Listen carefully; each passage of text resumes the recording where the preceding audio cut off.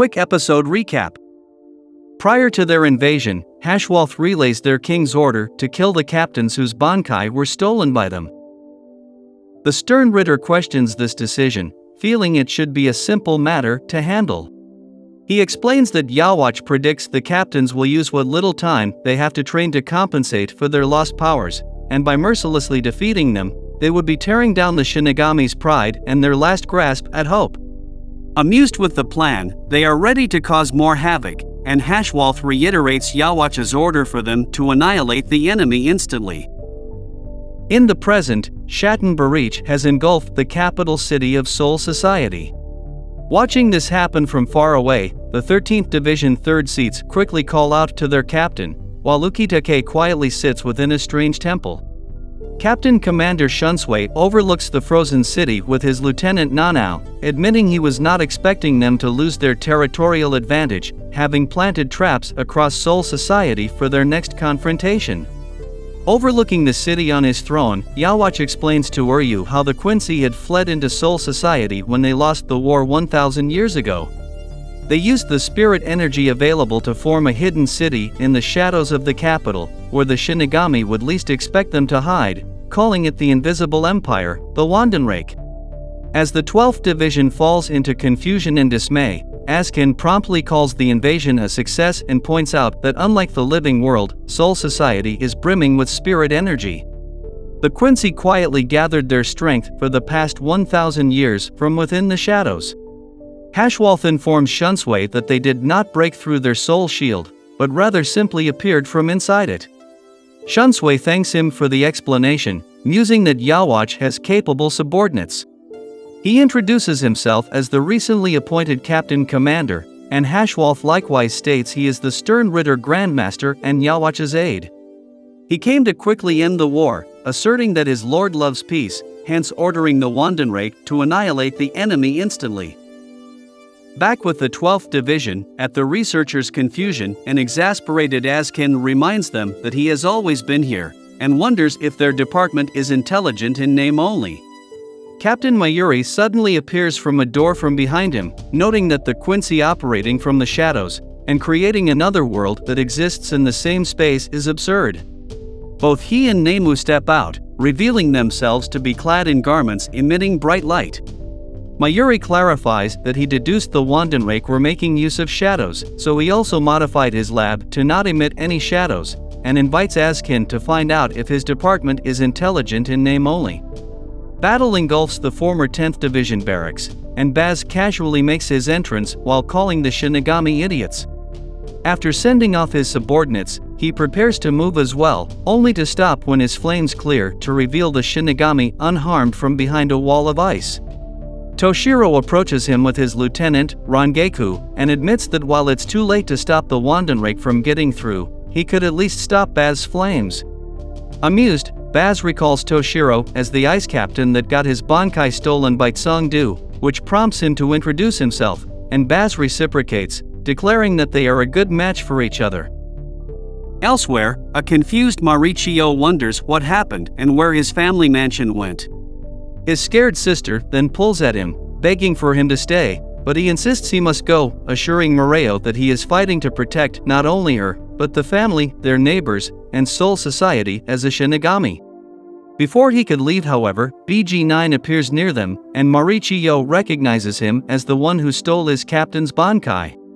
An explosion engulfs an area of the city, and Rangeku is protected from Bazz's flames, while he mocks how flimsy the ice is, suggesting Toshiro begs for his life instead of putting up a feeble resistance. But he fires back that there's no need for the winning side to beg. Rangeku offers her assistance, and Toshiro thanks her, stating he still has trouble controlling it by himself. A startled Rangeku feels it's not all bad he lost his bankai, as she finds it cute that he would rely on her. Getting serious, she releases her shikai, spreading the ash out in front of them as the ice quickly freezes over it. Bazz assumes nothing will have changed and fires at it, but the ice remains intact. At his confusion, Rangeku kindly explains how she spread out the ashes of her zanpakuto into multiple thin layers, which is frozen over, before she retracts her sword, leaving behind a vacuum layer that prevents the heat from melting it, similar to a thermos bottle. Toshiro notes that his sword has the least difference in powers between its Shikai and Bankai among the captain-level Zanpakuto, and his Shikai merely produces less ice than his Bankai. To compensate, he trained to rely less on his ice, using it seems enough to block Bazz's flames. He proceeds to pin Bazz against a pillar with large hollow blades of ice. Meanwhile, Hashwalth is separated from Shunsui and Nanao by a barrier, which he feels out by tapping with his sword. Nanao explains it as a barrier that temporarily wards off all Quincy powers, declaring her talent in Kido is the only reason she became lieutenant. She further criticizes the Wandenrake for leaving traces of their spirit energy during their invasion, which allowed her to easily develop countermeasures for them. At the same time, Marichiyo is pierced and slammed into a wall by BG9. He demands to know where Sui-Feng is hiding, noting it's his third time asking, but Marichiyo calls him an idiot for not understanding that he really doesn't know where she is. Taking his answer as a refusal, he points his sword at Moreo instead, but Marichiyo quickly intercepts to protect her. BG9 reveals his Gatling gun and open fires on him, but Sui-Feng interrupts, dropping the bullets fired, and holding the cut barrel in her hand, noting him to be quite advanced for using guns instead of a bow. She merely concealed her spiritual energy, and BG9 notices her strange appearance, which she reveals to be Shinko, something she's now perfected since their last encounter. She rapidly appears next to him, and unleashes a powerful attack that blasts him away. Elsewhere, Askin examines Mayuri for a long while, and calmly gives up on fighting, declaring it would take too much time to defeat him. He prefers quick fights, and tells him to fight someone else. He finds himself unhindered as he walks away, and is surprised Askin questions if he won't stop him.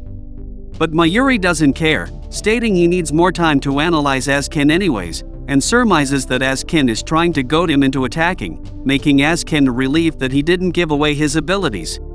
They feel the tremble from Sui-Feng's attack, and his subordinates confirm that she is overwhelming her opponent without her Bankai. But Askin announces that this all falls under Yhwach's predictions, and confirms that this means trouble for the Shinigami. Rangeku and Toshiro witness the aftermath of Sui-Feng's attack, and notes she seems to be winning. She wonders if they should go help the other captains, but Bazz interrupts, telling them not to give him the cold shoulder, as he hasn't even started fighting yet. He's regretful Toshiro doesn't have his Bankai, as he would love to prove how easily he can melt his ice with but a single finger. Bazz casually blocks the attack, asserting it won't reach him. Toshiro quickly forms a wall of finely woven ice to protect himself, but Bazz declares it can't stop him and fires Burner Finger 1, easily piercing through with a concentrated beam of fire, and eventually through Toshiro himself. Simultaneously, Sui-Feng grabs the tendril shooting at her and slams BG9 into another building. She's surprised he's still breathing, and BG9 states he was never breathing to begin with as pods emerge from his body. He expresses disappointment at the extent of her powers, and launches the missiles, engulfing the area in explosions. As she leaps out of the flames, BG9 impales her wrist and appears next to her, engulfing her in another explosion. Watching a distance away, Hashwalth inquires whether the other captains are capable of using this barrier as well. When Nanao admits they cannot, he admonishes her for not refining it to allow anyone to use it, stating at least this way, the captains could have died fighting instead of facing one-sided slaughter. While Toshiro runs away, Bazz taunts him, but finds himself suddenly surrounded by fog, which he disperses with a stump. He uses that moment to set up a trap, encasing Bazz in a pillar of ice, but it isn't enough as Bazz has now used 2 fingers instead of 1. He fires Burner Finger 2 at him, clawing through everything and cuts into Toshiro, causing him to collapse. Sangdu interrupts Bazz, asserting that he will be the one to finish him off, as he was the one who took his Bankai. Mayuri senses that both Toshiro and Sui-Feng's spiritual energy has disappeared, and concludes that he is indeed the only one who can fight without Bankai.